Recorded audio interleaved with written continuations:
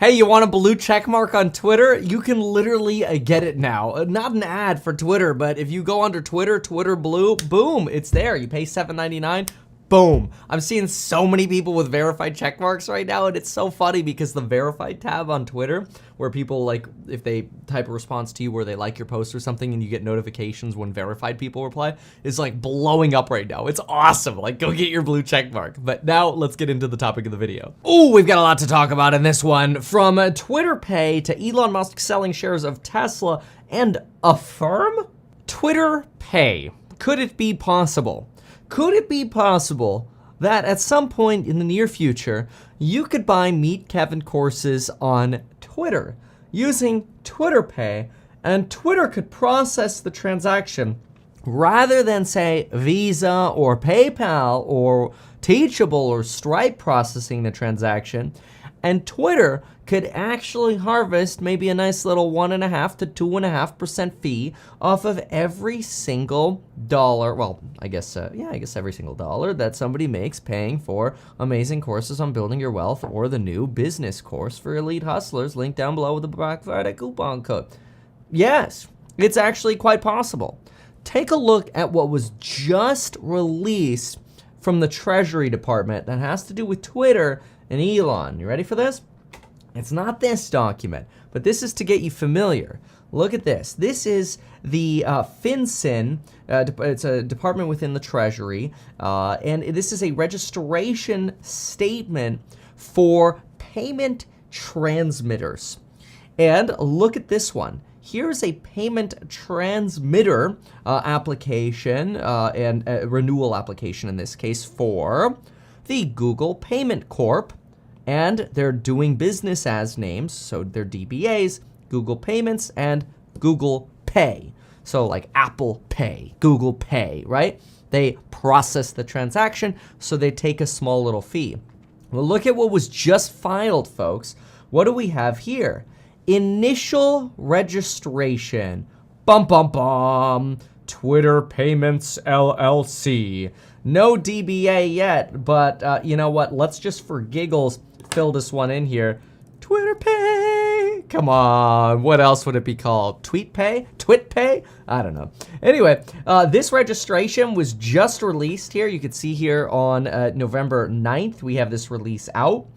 Note that a transmitter is not, I wrote these notes right here. A transmitter is not a bank.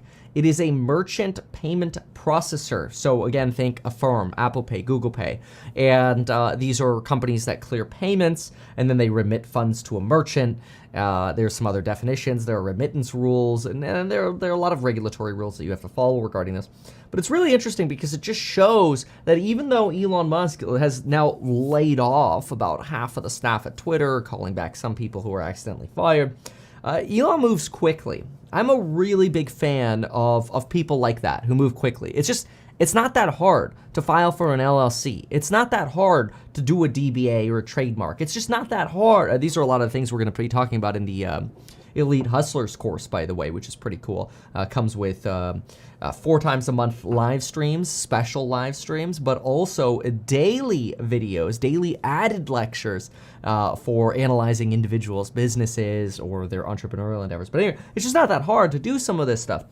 So I like the fact that Elon is in at Twitter and is saying, hey, let's just start getting the foundation set for everything that we want. We want to do payments, start the filing process now. Because these application processes to be a money transmitter, these are going to take a while. It just shows that the initial intent is, hey, within the first week, set the foundations. Get rid of the people we don't need. If we fire too many, we could always call them back. Because then you start seeing, like, what's breaking. Oh, you fired that person. Okay, we'll call them back. That's actually not a bad idea. Now, that has led to a lot of complaints for Elon Musk, and literally as I'm recording this video, Elon Musk just sent a tweet suggesting he is the complaint hotline operator. Yes, here it is. Look at that. 8:40, I'm filming this at 8:43. Complaint hotline operator online. Please mention your complaints below. Living the dream. Anyway, so Look, we know that Elon Musk just sold nearly 20 million shares of Tesla. And we've seen a lot of pain for Tesla stock over the last few days, which has led a lot of people wondering, like, oh my gosh, what's going on? Have the fundamentals broken? No, it's Elon absorbing a lot of the liquidity. And that's unfortunate, and it's led to some pretty gnarly pain, which could contribute to retail capitulation. Bank of America mentioned that last week, retail and institutions, at least through Bank of America, were net sellers. Yikes. That's not great. That's capitulation. Unfortunately, with this election unease and uncertainty, it's worse. We're getting worse. It does make me want to touch on AFFIRM a little bit. I have to say I'm quite disappointed with AFFIRM. AFFIRM isn't being as transparent as they should be. This morning in our course member live stream, we analyzed what's going on over at AFFIRM, and they compare their total network revenue to last year.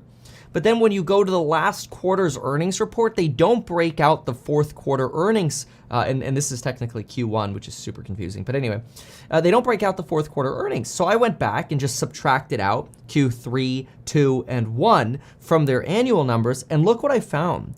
It looks like AFFIRM actually saw network revenue decline by 6.5% quarter over quarter. No wonder the stock is performing terribly, because their network is actually shrinking. At the same time, they increased their marketing spend year over year from $64 million to $164 million. That's over a 2.5x increase in marketing spend. And on top of that, folks, they have increased on average, if you divide their annual operating marketing spend for last year into quarters, this last quarter had roughly 24% higher advertising spend than last quarter and the quarters of last year, yet their revenue declined quarter to quarter. That's really bad. And now they're going to compare to 2021, where we had really no fears of a recession coming, and they're going to somehow suggest that loan loss reserves are going to be exactly the same as last year. I think they're smoking crack. Now this, I'm putting this here together with this note about Twitter, because, you know, Elon's wanted to get into payment processing, but payment process, I mean, maybe it's just the time to start at the bottom of the market, right? But right now, payment processing just seems like, yeah, I guess something you want to maybe lay the foundations for in a recession and then kind of ride the wave up. But right now, it seems like things are more likely to be trending down in the world of payments and payments revenue. Now, the good news is a Twitter payment system wouldn't really need advertising, at least you'd think, much like Tesla doesn't need advertising. Although then again, it'd probably be good to spread the word with advertising to merchants and creators who want to sell things.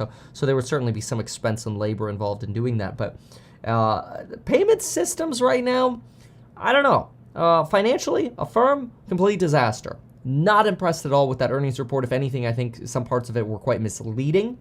Yeah, hey, Elon, maybe the time to do it is at the bottom of the market. But otherwise, other payment systems, not happy about right now. Again, Elon probably says it best when he just tweeted, "Please note that Twitter will do lots of dumb things in the coming months. We will keep what works and change what doesn't."